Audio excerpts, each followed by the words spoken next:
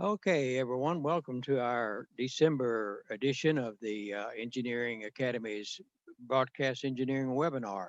We've been holding these things for several months now, and they've been really responsive. People like to dial in and listen to them. We've had some very good guests on there as well, and we wanted to tell you about initially our corporate sponsor. If I can get off this screen here, and well, let's see here. Here we go. Our corporate sponsor that we have for the webinar and all of our engineering academy things is our Bond Broadcasting. He is a full service company that sells equipment and also works with working on equipment as well. We have a very special guest here with us today, John Bisset, who has been in broadcast engineering for over 50 years. Like a lot of us, we're beginning to become old timers in this business. But John has been in worked with various companies around the area.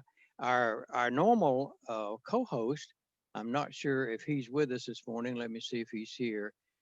John George is normally with us as a co-host, but he's actually, I think he's installing or taking a delivery on a transmitter up in Memphis or something. So he will not be with us today, but John's with us. And John, I'm going to go ahead and switch over to you. John, if you read Radio World and you've read it within the past 30 days, 30 years rather, you know that John writes the Workbench article, and he has a lot of good tips. He was actually with us. I think, John, you were with us back. Let me unmute your mic here so we can talk. And all right, you can, yeah, I got you up there. Now, you with us, John? Yes, I am. Yes, it was, I think 2 years ago that I was with you guys in down at the Alabama Broadcasters.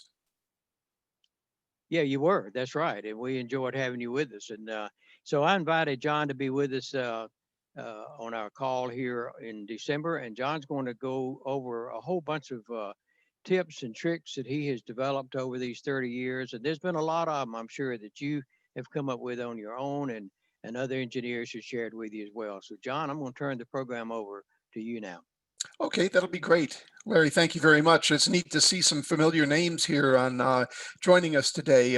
Bob Helbush, I haven't talked to you in a month of Sundays, and Ted and Holly, it's very nice to see you guys on here as well.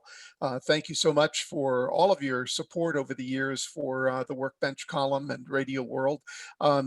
What I'd like to do this morning is give you some ideas of some things that you can use that will make your business a little more efficient. And I've got some ideas also for folks that are doing contract engineering work. So let me see if I can go ahead and get this thing up here right now, and we'll get started.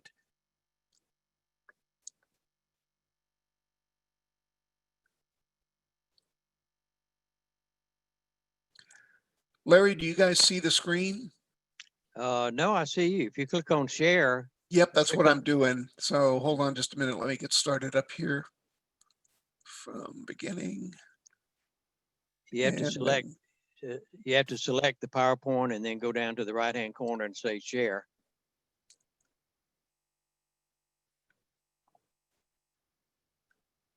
Yeah, let me get this back. Everybody does it a little differently. I know it. Amen to that.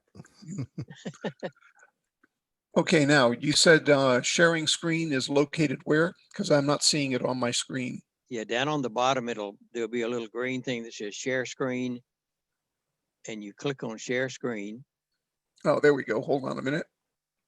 Okay. And then you should see your desktop. And this is what I want. And you there guys should see something now. Good deal. Thank you, Larry. Appreciate your help. Yeah, you're up now. Good deal. That's great. All righty. Well, what I wanted to show you here, you know, have our studios, there's so much stuff in our studios these days. And I thought this was a really neat idea of a way to get something off the countertop. This was a Telos controller for their phone system, but this engineer placed it on a inverted rack shelf that was stuck in the rack, and it gave the operator the ability to touch all the buttons, but also kept it off the console surface. Something also that saves a lot of space. I don't know if you've seen these. This is an IP tablet that Telos has, and we've got a couple of different versions of this, but it allows you to put additional faders, additional controls, telephone control, whatever, on this tablet. And there's a little legend at the very top you can scroll through. So basically the idea is that if you need to expand your board, or you need to expand functionality, so you need push buttons, or you need the ability to bring up additional mics, or additional push button controls, or telephone selection, or anything like that, you're able to design the tablet and set it up however you like, and it gives you the ability to add that to the console. So it frees up, if you've got a tablet that can do 3 or 4 different things, it's freeing up a lot of space for you. I saw this and I thought this was a really neat idea. This is Entercom out on the West Coast. They bought a bunch of inexpensive 60-inch monitors and then placed them in the lobby. And these monitors had little USB ports on the side. They put a bunch of different slides. It was basically a PowerPoint slide for all of the monitors, and each one was different. It scrolled through the different formats of the station, the different logos and so forth. And I just thought it was a neat idea that here's a way that engineering can make something look really, really cool. And it makes the lobby look impressive, and it's very inexpensive to do. If you have a problem of air in the studio, I came across these Filtrete 3M products. They've got an air freshener built into the air filter, and it does work. This one is a citrus mist. Smells like you're in an orange grove. But give your jocks that are in the studio something nice and fresh to breathe. Try taking a look at these. You can find these at all the big box stores, whether it be Home Depot, Lowe's, whatever. They're available by 3M. Let's take a look at wire management. Using flexible hose to conceal speaker wires. This was really kind of a neat idea. This is a self-powered monitor that's in a studio, and they used one of these corrugated hoses to run all the wires in, so that you didn't have a whole bunch of wires. When they were finished, they ended up sealing the little hole there in the top where the cables went up through the ceiling. So your terminal room before Axia or after Axia with AOIP, it's amazing how 2 wires can replace a bundle of wire with AOIP. And one of the things that you really ought to consider is the ability to eliminate all of your distribution amps and be able to connect everything with just an Ethernet cable. The cost of multi-pair wire, the cost of punching all that stuff down, dressing it up and all, you don't really think about a lot of that, but it's possible with AOIP to have a studio put together in an afternoon. It's just very, very simple. This is a neat idea that an engineer sent in for using a dryer rack. You know how tightly coiled cables can get kinked and be, especially power cables, if they're wrapped up with a tie wrap, it's hard to get them to lay out straight. He took the sweater rack that was in his wife's dryer and laid the cables in there on the rack, and the heat from the dryer relaxed the cables and allowed him to have them formed the direction that he wanted them to. This is not really anything fancy, but the block really does simplify soldering. Just a couple of XLR connectors on a piece of wood. And the one thing to remember when you're soldering these, and something to be sure to point out to an assistant or an intern that you may have, is that pins 1 and 3 flip when you're going from one sex to the other. In fact, you might want to mark it on the block of wood there if you're using a jig like this to solder. This was another connector holder where they put a bunch of different types of connectors on it, and it doesn't have to be anything really fancy or special. Just give you the ability to hold the connector while you're soldering it. But why not retire the soldering iron? One of the big benefits of AOIP is being able to use Cat5 or Cat6 cable that has RJ45 connectors on either end, and then using dongles like these that Angry Audio provides. These things are sold by all of the major broadcast distributors, and they come in every sex imaginable and type of connector, from tip ring sleeve to mini to XLR, male and female, AES, whatever you need. And you can see now, if you're using these dongles, and these things run maybe about $10 a piece list, and they've got kits of them so that you can buy them with a bunch of them already in a plastic bag.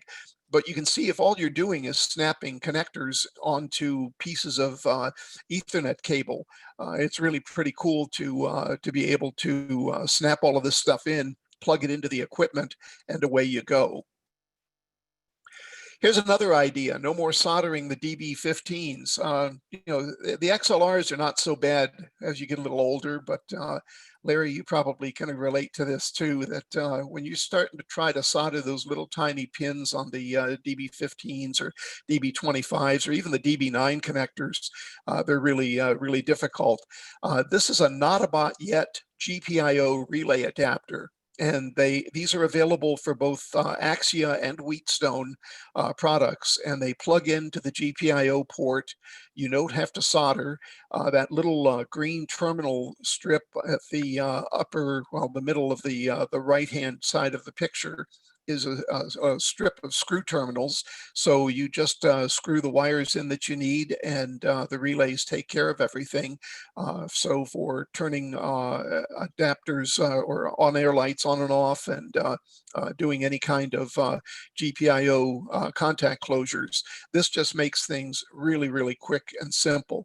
And these run maybe about $150, but if you stop and think about the time invested in coming up with relays, coming up with soldering the connectors, wiring everything all together, your time is worth a lot more than $150. It's also save your fingers too.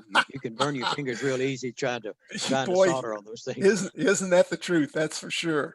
We talk about labels, and I saw these. These are really pretty cool. These are available online. It's called Mr. Dash Label, and they come in different colors. And what's really neat is that these come on a sheet, so you can run these things through a printer, and you can have them say whatever you want on your cables. So one of the things that's really neat about AOIP is color coding stuff. So your automation can be one color, maybe blue cables. Your AOIP network can be red or yellow cables, and your home phone system can be blue cables. Well, keeping the colors together really makes it easy when you're trying to troubleshoot something. Something you should keep in mind if you're doing AOIP is using Velcro instead of wire ties to organize your cables. The with the Ethernet cables, it's real easy to disrupt the twist and the lay of the wire inside the jacket if you're cinching them down with a wire tie. So the Velcro will not get tight enough to damage the cable or move the lay of the cables around inside the jacket, but it does give you the ability to unsnap and pull things out if you need to reroute cables or whatever. And here, what this engineer has done is punched a hole in the end and has it connected up to the rack with a wire tie to hold it in place. This is a great idea that really went bad. Let me tell you real quick about what happened here. This engineer is now actually a director of engineering, but he was a chief engineer at a small station that was moving, and they were going to run conduit from all of the studios back to the rack room. This is in the rack room. Well, the electrician gave him some ungodly price, like $100,000 to run conduit into all of the rooms, and he said, "But you know, I can run this flex stuff, to give you the conduit, but it's flexible, and that's only going to be $10,000." So he went ahead and did it. Got it all in, and then he started trying to push wires through, even with pull strings. And he's asked me to always show this because he said if anybody ever tries to talk you into using flexible conduit in a studio layout, run the other way. He said we were lucky to get one or two cables in there, and he said even the ones they're in the center where you've got three cables that are there. He said trying to pull them through because of that conduit ridge was just really crazy. So sometimes the electricians, their ideas are not the best for us. Let's take a look at some things at the transmitter site. That picture on the left is not trick photography. That tower really looked like that, and I stood under it just long enough to get this picture. It's a testament to like so much equipment in broadcasting, how it can be abused and it still keeps working. I don't know what we call this as far as some kind of twisted signal coming off the tower, but the picture to the right is just as bad. We got called into a station when I was doing contract work. Older fella, he was about 80 years old. He started the station and he did the morning show, and then he would go out and sell. His work ethic was just amazing. And the FCC had shown up. They called us up. They said, "Hey, got to come down here. The FCC is here." And I knew that the towers were in a floodplain, and I knew that the flooding had knocked a couple of the fences down. And so we went on out to the tower site, and the inspector saw a couple of the fences down, and he said, "Well, hey, well, I want you to fix those fences." And the old guy said, "No, I'm not going to do it." And you don't tell the FCC no. It was pretty funny. I'm standing there just wondering, gosh, what's going to happen? And the FCC inspector said, "Well, why?" And he said, "Well, if I put them up right now, the next flood will come along and it'll knock them down again. So I'll wait until the flood season is over and then I'll fix them." And so the inspector decided to take another tact. He said, "Well, what would happen if some little kid went up there and touched the base of that tower and was electrocuted?" And this old guy got right in the face of the FCC inspector and said, "Well, he'd never do it again, would he?" Crazy what some people say to the FCC. But What was the FCC's comment? he said, "Yeah, well, I guess you're right." And he did he cut the guy some slack. The rest of the station was in good shape, and he gave him a few weeks to get out of flooding season to repair the fence. But I don't know, man. I'll tell you, just we all, those of us that have the first class licenses, we're all taught to revere the FCC, and you would never talk back to them and never say anything that could get you in trouble. And this guy didn't care what he was going to do, but it was quite an experience. I Anyway, heard a similar yes, sir. situation where the inspector came and looked at a tower site, and obviously the problem was one side of the fence that completely fell down. And so he went back to the station and told the manager and the engineer about it. Said, "You need to repair your fence because one part of it has fell down." And they said, "That's amazing. That must have just happened because we were out there a couple of days ago and everything was fine."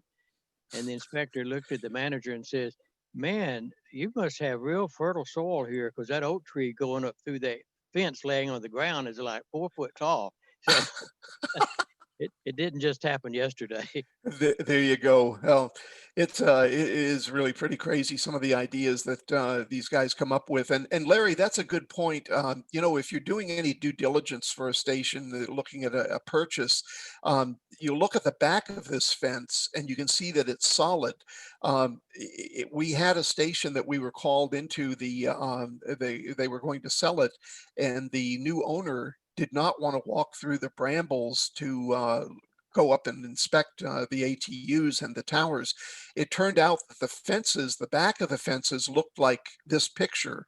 The side of the fence facing the building that was separated with the brambles was all fine.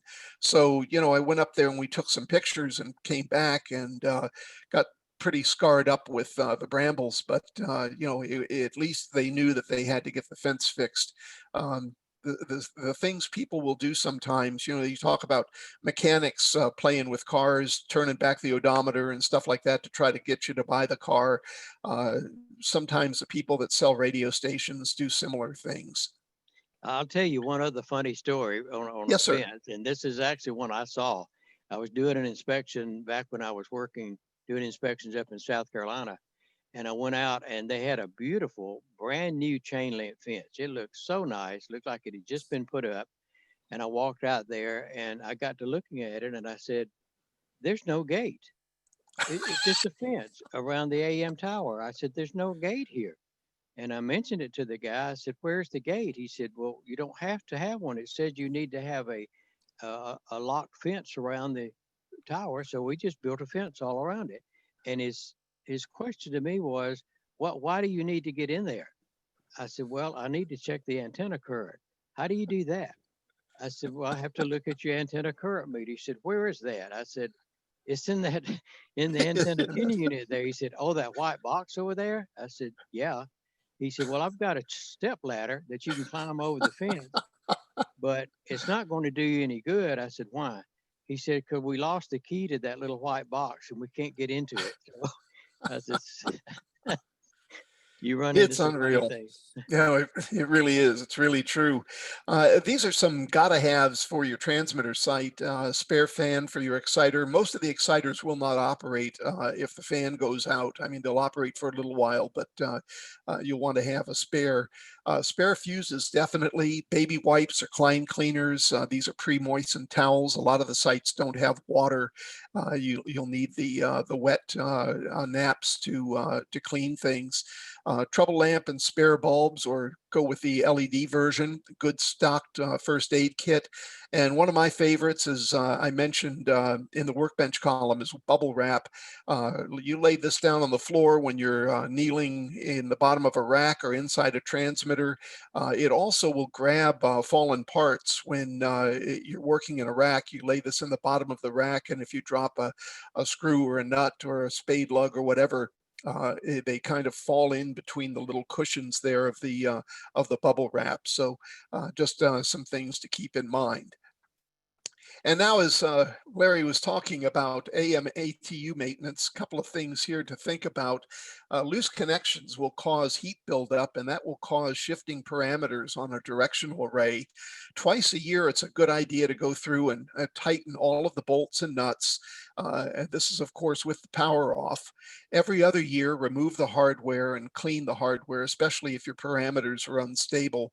And then a neat idea is if you have a Sharpie, mark the location of coil taps or the rollers in variable coils so that if the tap burns off or falls off, you can get it back to where it was or pretty close to where it was. And make sure that you plug all the holes in the ATUs and keep the inside clean, out of the way of bugs and vermin that may try to get in there because of the warmth.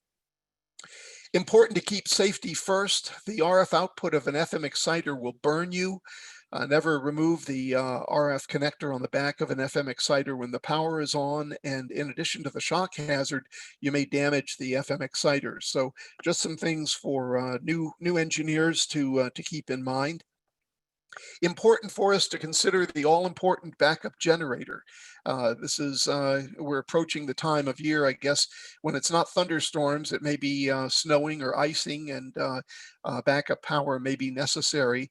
important for you to make a visual inspection at your generator and the transmitter site, and not allow weeds and vegetation to grow up like this. Also, make sure that the vents for the generator are clear. This is a neat idea. This engineer, these IP cameras now are very, very inexpensive, like $30, and pretty much everybody has got an internet connection at their transmitter site or have the ability for that. Adding these IP cameras can keep watch over your generator. In this case, this engineer placed it so that he could watch the flapper on the exhaust, so he could see if the generator was actually running or not. In this case, it was also pointing in the direction to the door. So if somebody's walking around or trying to get into the building, you're able to see that. Here's something to keep in mind. Most generators sit on concrete pads, so the open bottom of the generator is not a problem for rodents. But in this case, this site was flooded a lot, and they built a platform for the generator to sit on, but they put hardware cloth down before they set the generator in place to keep the rodents from getting inside. And here's the reason why. You can see now that the generator has been put in place, it's all open up underneath there. And if you didn't have the hardware cloth, it's an open invitation for mice and rats and other animals to get up inside there and cause a problem. Something for you to check: all of the hoses. Squeeze the hose between your thumb and your fingers. The hose should not be hard or brittle. And while you're squeezing, look for cracks in the rubber.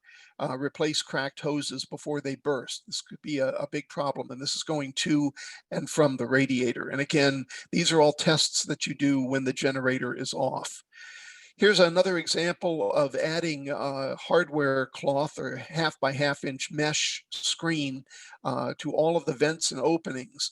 If the vent is the way that it is, a mouse can squeeze through there very easily, but they can't squeeze through the hardware cloth. Now, bees and insects probably can. You can put something inside that will repel them, spray the inside with hornet spray or something like that. But the idea is to keep them out of your equipment. And any pipes that you've got, make sure that they are all sealed. If you've got openings, that's just a problem waiting to happen. Not only because of animals or insects getting inside, but also rainwater. And if you're in an area where it freezes, that can freeze, crack, and cause damage to the coax or the control cables that are in the pipe. This was kind of a sad situation. This raccoon, I guess, decided he was going to be dying and he wanted someplace warm to die, and he crawled up between these two pieces of equipment and passed away. You never know what you're going to find inside a transmitter site. And this is something, it's a good point for me to point out to you. If you're not taking pictures like this and sharing them with the station staff, you need to do that. They need to see what you encounter every day, whether it's a nest full of bees or snakes or whatever. Most of the people don't want to even be around this sort of thing, and the fact that you are around it is a pretty good chance that they will throw you up a notch or two in their self-esteem levels, because hey, you're willing to do all of this work. Just really good if you have your camera phone with you. Take some snapshots and post them in the lunchroom so other staff people can see what's going on. So John, I'll mention yes, one thing that will really help keep rodents and especially wasps out of ATU units is mothballs. Yes. If you will put mothballs inside your ATU or inside the transmitter, that'll sort of keep a lot of the rodents and especially wasps out of the way. We used to scatter them also in the bottom of equipment racks, and I've got something that I'll show you here in a few more slides that will give you another idea, something that's kind of neat that company has come up with. But before we do, let's look at some tools. If you've ever had a hankering to be a doctor, you can buy this micro USB endoscope. And I don't want to talk about what it could be used for.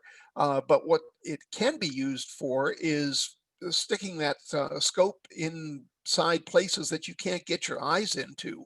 So I'm thinking like in the back of transmitter cavities, down underneath where pieces of equipment are mounted. This is really neat because that camera scope is lit, and it gives you a very good picture of what's going on.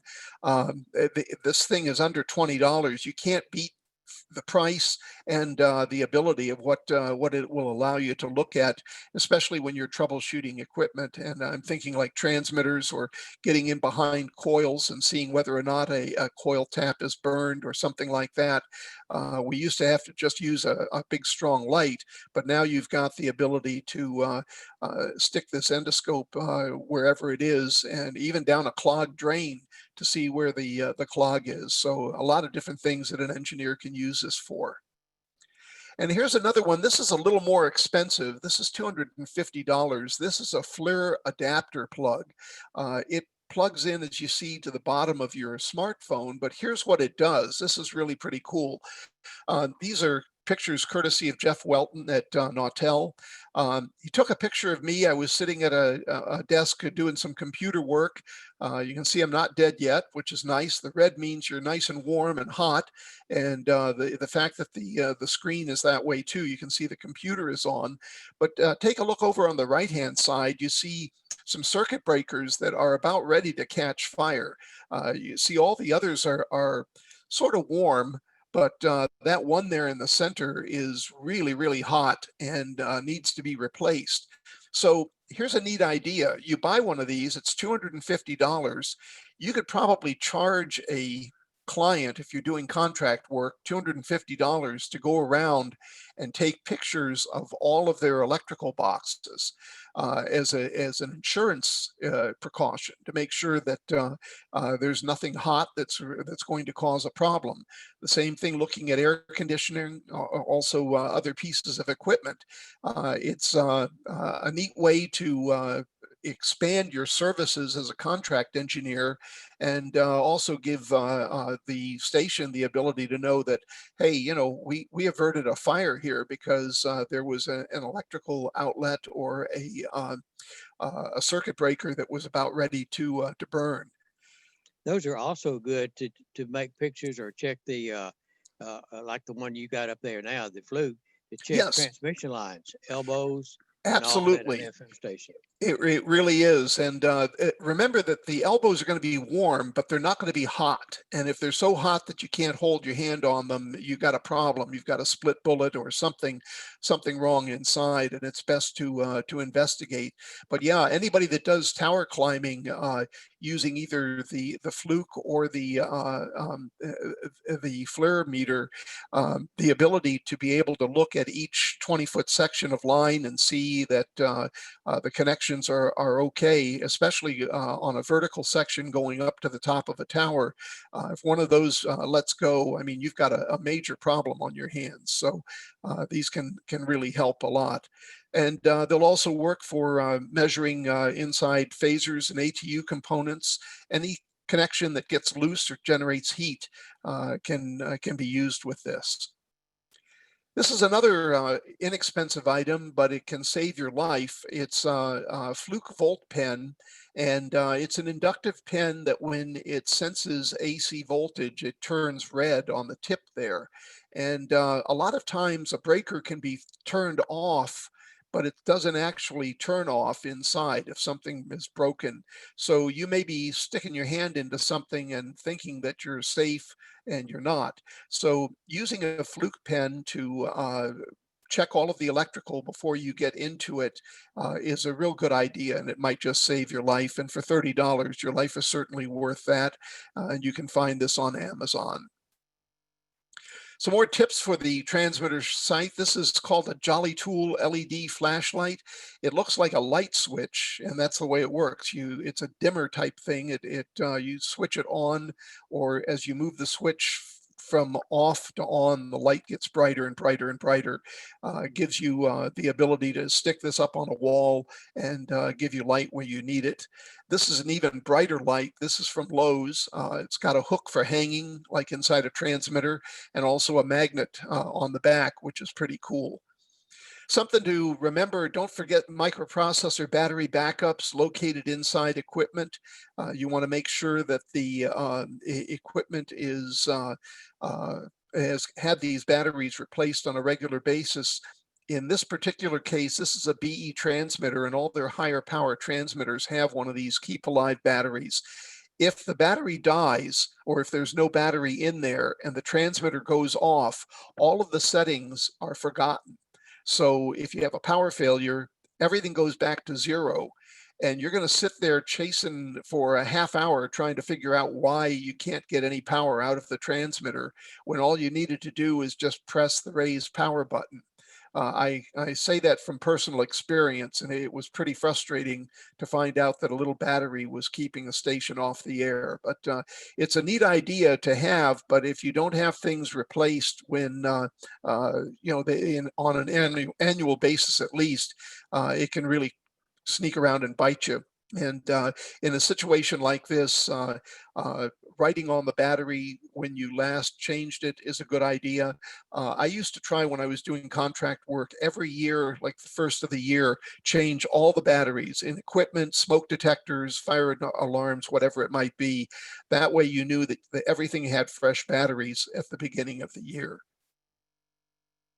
Signs of mouse infestation. It's important for you to wear a mask. If you have this at your transmitter building, don't just sweep it out. Make sure you've got a mask on, and you can go ahead and sweep the rodent droppings out. But remember, you can catch hantavirus from these droppings and the vermin themselves. So you want to be careful. But here was what I was talking about earlier. Larry was talking about the mothballs.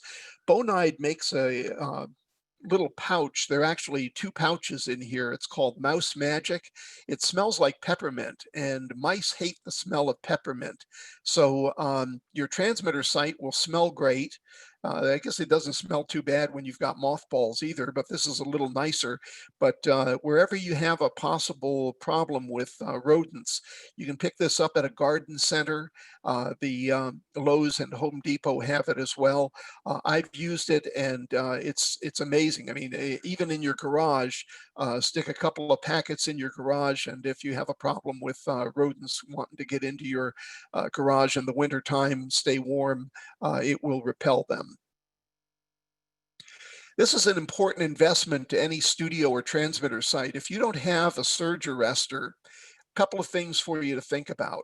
A lot of the insurance companies that stations use will pay for the total cost of a surge arrestor, or pay for half of the cost of a surge arrestor, or reduce the premiums if you put one of these things in.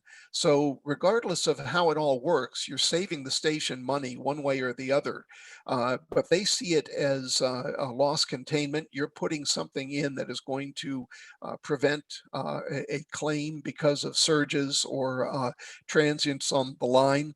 And a lot of them will either pay for it or pay for part of it, or at the very least lower your premiums, so you're saving the station money by adding one of these, and you're saving yourself some headaches because you don't have a surge arrestor there. And we all know the problems, especially as we have more and more computers inside our equipment, not very happy when there's spikes on the line.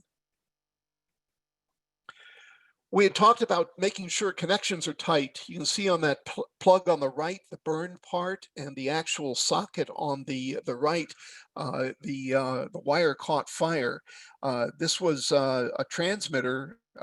That was a 3,000 watt transmitter that was plugged in to this outlet. And, it just one of these things where, out of sight, out of mind. It was all sealed up in a 4x4 box, and nobody ever thought about going in there and checking on it until the fire occurred. So, it's just these are little things that you've got to watch out for, and that if you had that Fluke meter or the FLIR adapter for your phone, you could spot these problems before they turn into major catastrophes like this. I wanted to show these pictures. A friend of mine who works for a power company sent these to me, and this was a copper wire thief who decided to cut through the ground cable at a power station. His insulated cutters are there, certainly an inappropriate tool for high voltage. And the result, he was cutting through this cable that this is the actual ground cable to that transformer. So you can only imagine the amount of current that must have been running through that. See what it did to his hand? And in this case, it went through his foot and also his leg. It did kill this gentleman. And, you know, it just, people don't think. And, you know, it just is a really bad situation. You know, copper is not worth you losing your life over. But I guess some people figure that they'll try it anyway. So anyhow, it just, it's a frustrating thing to see people do things like that. This is frustrating too. These are certainly not substitute fuses. Someone asked me whether there was a difference in current capacity between a Phillips and a straight blade screwdriver. That I can't tell you. I guess some people will do anything to get on the air, but having spare fuses is probably a much better idea. And this engineer has spare fuses sitting on hand. Most high power disconnects will use fuses, so it's important that you have some spares available. In this case, he has 2 extras. There are 3 for the 3 phases, but then there are 2 extra boxes up there. So not just 1 or 2 fuses. He's got enough so that if all 3 are blown, he's able to replace those. This will discourage copper radial and strap theft. This stuff is sold by Lowe's and Home Depot. It's called Wet or Dry, and it's like a tar type compound that you apply with a trowel. It will not affect the copper, doesn't disintegrate it or cause any problems, but it covers the copper up. And 2 things that happen here. Number one, it's covered so you don't see that nice gleaming copper glow to attract somebody to come steal it. Second is you can't get this stuff off of the copper. I mean, you can pull as hard as you want, and once the stuff dries on there, it is stuck. So the copper thief, even if he steals your copper, he's going to take that to a reclamation center, and they're going to say, hey, forget it, we don't want this because we can't use it. There's no way to get the wet or dry off. So buying a can of this and slathering it up on the copper strap that's going up to the base of your tower and any other exposed copper strap is probably a real good idea, just to deter people that are looking to steal the copper. Unfortunately, that's still a problem. I wanted to take a couple of minutes this morning, Larry, to talk about how engineers can protect themselves using your camera phone to document everything. And my comment here, you can't take too many pictures. I've got probably 10,000 pictures on my phone, but I snap pictures all the time. You see a lot of them in Workbench. But follow up with compliance issues with a written memo or an email to the GM. Make sure you put it in writing if you see something that's wrong. Too many times the engineer becomes the fall guy. Well, he never told me. Oh, I don't have any record of him telling me that was going on. And the problem can come back on you. So the big key here is to protect yourself. Put it in writing and then keep a copy of that correspondence at home, not at the radio station. We probably all know of engineers that were just unceremoniously escorted out of the radio station, never to go back in again, and all the stuff in their desk drawer was left there. So if you're keeping files and things like that, just watch out for yourself. Make sure that you have the documentation at home. Some protection for contract engineers. Before beginning service with any station, set up a time to go and walk through the studios and the transmitter site with your camera and the GM or the owner. point out any violations that you see, offer to compile an inspection in the form of a report that you're going to charge for a couple of $100 or whatever, how much time it normally would take you to do. But with word processing these days, it's real easy for you to drop pictures into documents and come up with a really nice little report of the things that you saw that could get the station fined. Then let the GM determine the priority of the repairs that you discover. And again, he is to let you know about that in writing. So no verbal discussions that can be disputed later. It's all in writing, and that way you've got a copy of it to protect yourself.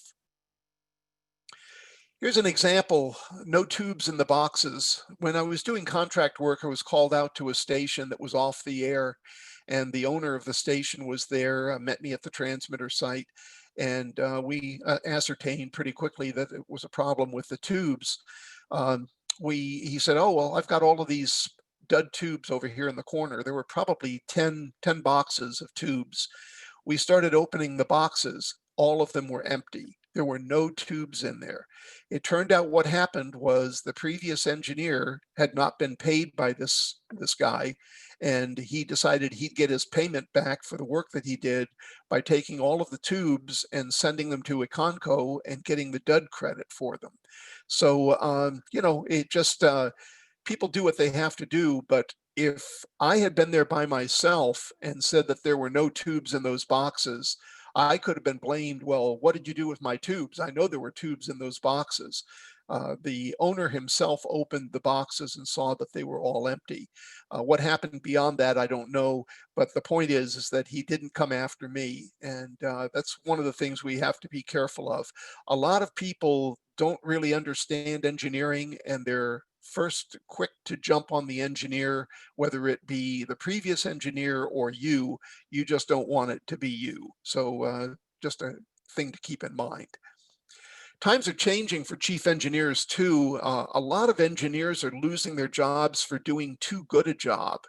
And what I mean by this is the managers are being squeezed every which way to save money. The station's not going off the air. They don't see you there late at night. They don't see you there on the weekends. They just see this check that they're writing out to you every week. And it's like, man, do we really need this guy? All he does is sit around, or he's gone. I don't know where he is. So a couple of things for you to keep in mind here. Any failures that you're working on, document your time and send an email or a text to the manager, the program director, the operations manager, or all three. Also leave a voicemail for them, especially when you're working on the weekends or overnight. Keeping them informed of what's going on and letting them know that, hey, he is really working, and he's working at 3 a.m. I'm glad that I wasn't up there at 3 a.m. So, doing that sort of thing, just keeping people apprised of what's going on should avoid this problem of them thinking, oh, we're paying money for an engineer and we don't really need him. And then finally, the last thing is leaving a brief report once a week or once a month. It doesn't have to be anything very elaborate, but writing something up, explaining to the engineering or the general manager what the engineering department has been doing over the previous week or the previous month, and places where you've saved them money. You replace the bulbs with LED bulbs, which, yeah, were a little more expensive, but the electric bill has been cut down. You're switching over from pot circuits to VoIP, and all the pot circuits are going away, so you've got cost savings there. Wherever you save money for the radio station or TV station, you need to let the management know about it. These are things that will come back in their mind. It's like, yeah, well, he is costing us money, but he is also saving us money. One of the things to keep in mind with this little report is you're never going to remember it all, even in a week. So what I did when I was a chief engineer, I had a file folder in my desk, and whenever there was something that went on, I wrote a task on the slip of paper, dated it, and put it in that folder. Then at the end of the week or the month, you've got maybe 5, 10, 15, 20, whatever slips of paper. You can write out your list of all of the things that you did that helped keep the station on the air, repaired things, whatever it might be.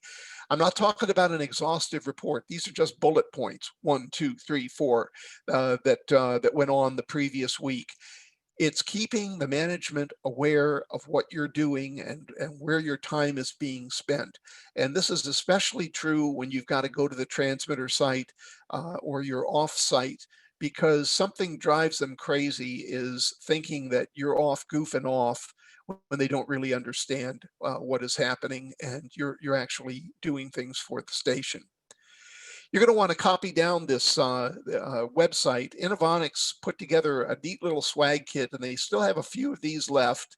And if you send a email to sales@innovonicsbroadcast.com and mention that you saw this on the Workbench webinar, they'll send you a little brochure on Innovonics, the catalog, a really neat adapter that will adapt all 3 types of telephone and mini connections to a USB, and a nice little flashlight that is really pretty bright. It's an LED flashlight that you can clip onto your keychain.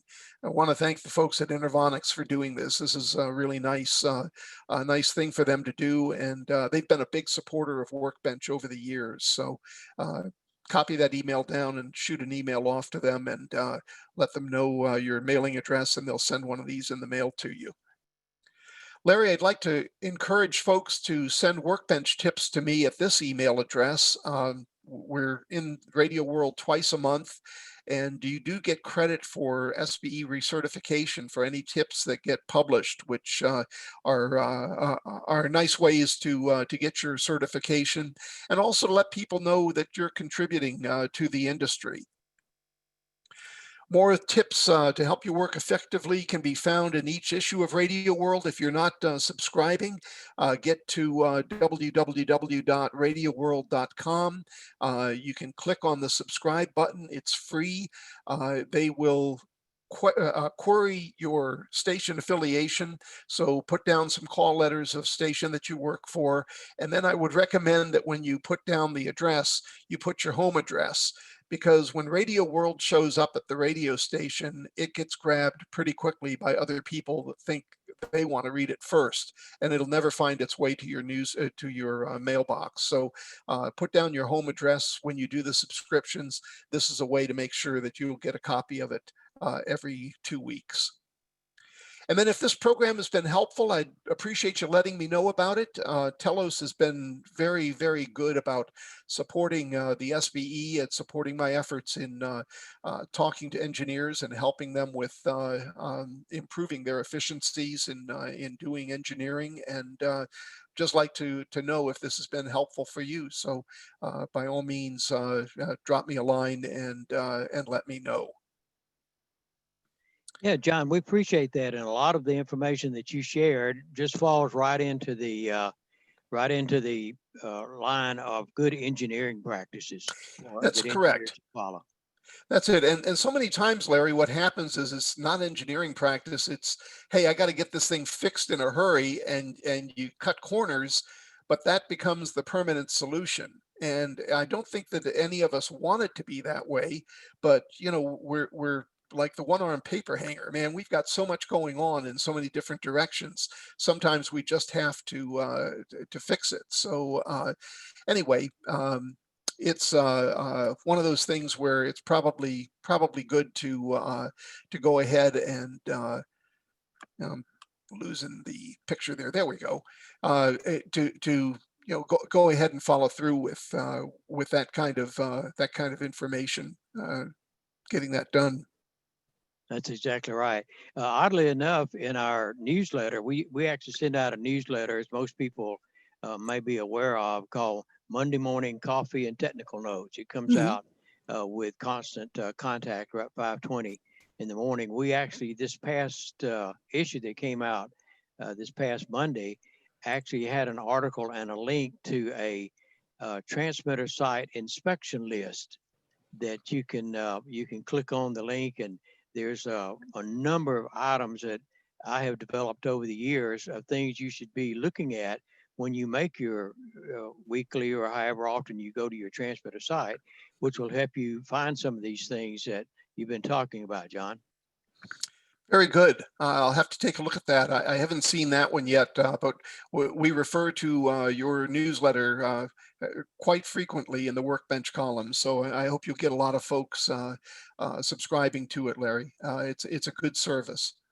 Yeah, if you're not currently receiving the newsletter, then by all means get a hold of me. Just send me an email to lwilkins@al-ba.com, and we'll put you on the mailing list. And it comes out. It actually goes out to over 500 engineers all over the country. So we have various articles in there. Some of them are operational, some of them are legal. Because as engineers, we sort of need to keep up with the legal aspect of the operation as well to help the manager and the other departments make sure they're fulfilling their obligations as well.